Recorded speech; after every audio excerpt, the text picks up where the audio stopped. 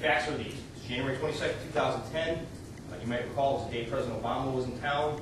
He was at LCC and visited Schmitty's in Elyria. Now, the defendant is a 16-year-old boy. He previously attended North Ridgeville schools. He withdrew and was attending life skills in Elyria. The victim is Dwayne Hurley. He's a 55-year-old man, never been married, lived alone in his house on Ronald Drive in North Ridgeville.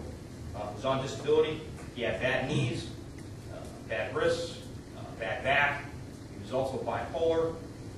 Previously worked for the city of Avon Lake and had a prior criminal offense of bribery, complete falsification, and theft in office. Now, the victim was very close to the defendant and his family. The defendant's family is made up of his mother, Donna Kovarbasich, his father, Terry Kovarbasich, his brother, Gregory Kovarbasich, who I believe is 19, and then, of course, Daniel, who is 16. The family often spent time with Dwayne. They do things for each other. Greg and Daniel would cut Mr. Hurley's grass. In turn, Mr. Hurley would let them drive his car and use a computer, come over his house, just generally hang out. The family spent Christmas together, Thanksgivings together with Dwayne. Dwayne would often buy things for the family, not just at Christmas. He'd buy pickles, cigarettes, clothes, and like I said, he'd let the defendant drive his car, sometimes when the defendant was not licensed to drive the car. Now, the incident on January 22nd, 2010, it's not self-defense. It is involuntary manslaughter. The physical evidence that the state will show indicates that the victim was ambushed, pure and simple. Now, the defendant was dropped off by his father about 7:30 p.m. About 7:28 a.m. Dropped off at Dwayne's house. Dwayne was supposed to take the defendant to school that day at life skills. And the reason he was supposed to take him to school is because Mr. Kovarbasich did not have gas money to take Daniel. So he was going to have, Dwayne was going to actually wake up and take him into Elyria to life skills, as he'd done several times before. Now, the physical evidence we have, blood splatters, injuries, photos of the scene, all show that Dwayne Hurley was likely asleep or at least lying down, facing away from the defendant when he was attacked. Now, the defendant struck him, it looks like at least 3 times the back of the head with a large pickle jar. And this pickle jar is about this big around.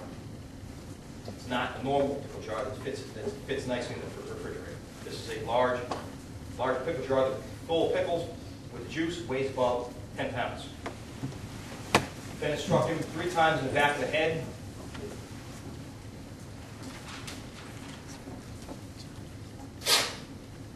This strike to the back of the head causes the blood to splatter on the sheets and the pillowcases that are in the bed that Dwayne's lying in. Now, the pickle jar doesn't break. We believe he struck him with the bottom of the jar, not the rim part or the side. We believe it was the bottom part of the jar. In the course of the assault, the pickle jar opens, and the pickle juice spills all over. Looks like it spills all over Dwayne, spills all over the bed, and then falls onto the floor. The defendant then goes to the kitchen. Dwayne gets up, gets out of the bed. He's in a state of confusion. He's in a stupor. He stumbles down the hallway. There's blood dripping from his head at the time. And you'll see blood on the closet door and on the door jambs, and then subsequently down the hall. At the end of the hall, Dwayne is then ambushed a second time by the defendant with a kitchen knife. The defendant stabs Dwayne in the heart, lungs, liver, the kidneys, at least 50 plus times, possibly 60 times. And you'll hear from Dr. Mattis, who will tell you about the difficulty in doing the autopsy due to the large number of stab wounds. Most of the stab wounds are in the torso. Dwayne falls to the floor at the end of the hallway, right at the landing where the steps to his house to go out the door are. There's a stab wound to the heart, and that is what ultimately kills him. Drops his blood pressure. Now, some of the stab wounds have only little blood coming out of it, and that is because of the reduced blood pressure. There's no blood pumping through his veins, so there's no blood coming out. After the attack, the defendant calls his father, Terry Kovarbasich, from Dwayne's home phone at 8:03 in the morning. So we know the attack occurred sometime between 7:20 to 8:03. That call lasts about 18 seconds. It's cut off. The defendant hangs up with his father. He then calls him back at 8:04, and they talk for about 2 minutes. The Gary, the attorney came on. What Yes. time was the first call? First call's at 8:03, Your Honor. That's AM or PM? AM.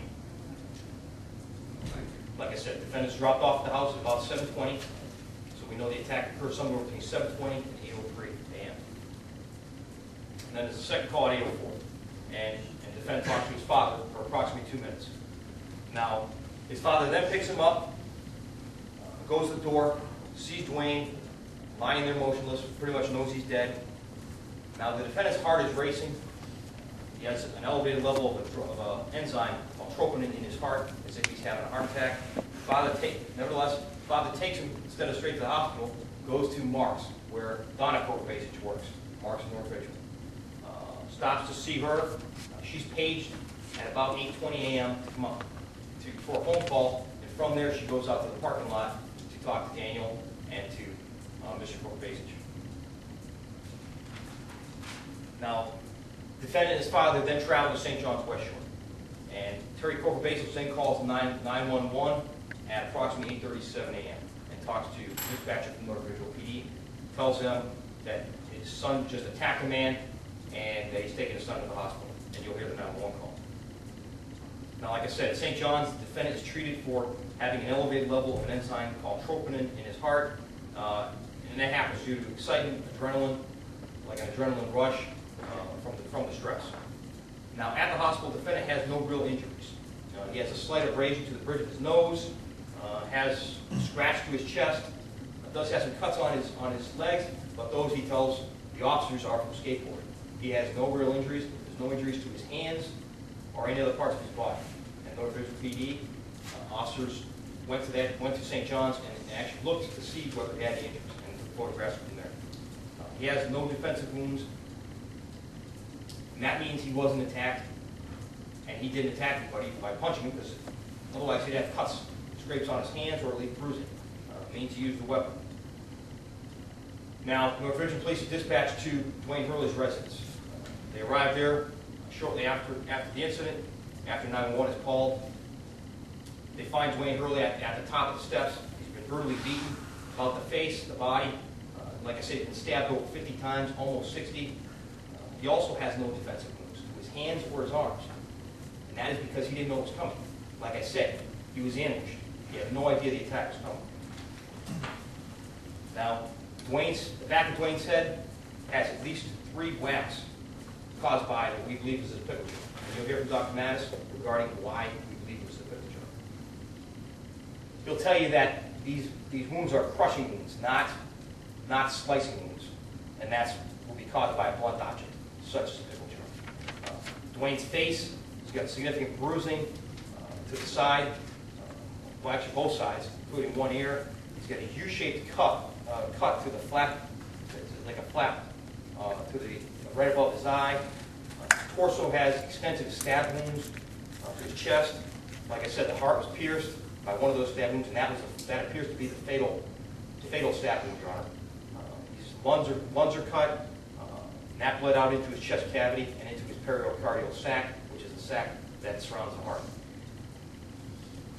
The liver, which is examined in the course of the autopsy, is just filleted, and Dr. Mass will show you the photos and talk to you about that. The kidney, the back, the side are all full of stab wounds.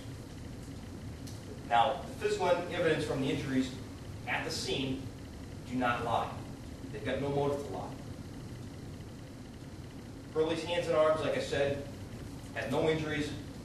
The only evidence of any struggle on his hands or arms is that he has a broken fingernail, which appears that it could have been caused by a scratch on the defendant's chest. Like I told you, the defendant, all he has is an abrasion to the bridge of his nose and a slight scratch on his chest. Dwayne Hurley wasn't able to fight back because he didn't know it was coming, and the subsequent knifing and stabbing was all done at the end of the hall. That was a result of the defendant's clear anger. But Dwayne wasn't able to fight back because he was in a stupor from the blows to the back of his head. Kind of like a football player who suffers concussion and then is able to get up and runs to the wrong huddle or to the wrong side of the field when going off. Now, I expect the defense in this case to be that Daniel acted in self-defense, Of course, as you all know, that's the defendant's burden, and I submit to you, he will not be able to meet that burden. I believe they may also try to get a lesser included, which would be the voluntary manslaughter. Lesser offense, but there is no reasonable, sufficient provocation by Mr. Hurley for Dan to use deadly force. And you're going to see, like I said, Dwayne was ambushed. He didn't even know this was coming. I expect defense counsel claimed that Daniel, or Dwayne was trying to rape Daniel and had Daniel cornered. But you're going to see the physical evidence, and that does not appear to be true. As far as the defendant's motive for the crime, I expect the defense to put forth that Dwayne was homosexual and that he was possibly, like I said, possibly raping or having some type of sexual relationship with the defendant. I would say that may be true. There may have been some type of sexual relationship going on between Dwayne and the defendant. However, there was no rape. Clearly, this is a crime of passion. Daniel was in a fit of rage. We have 50+ stab wounds, and we have severe facial injuries.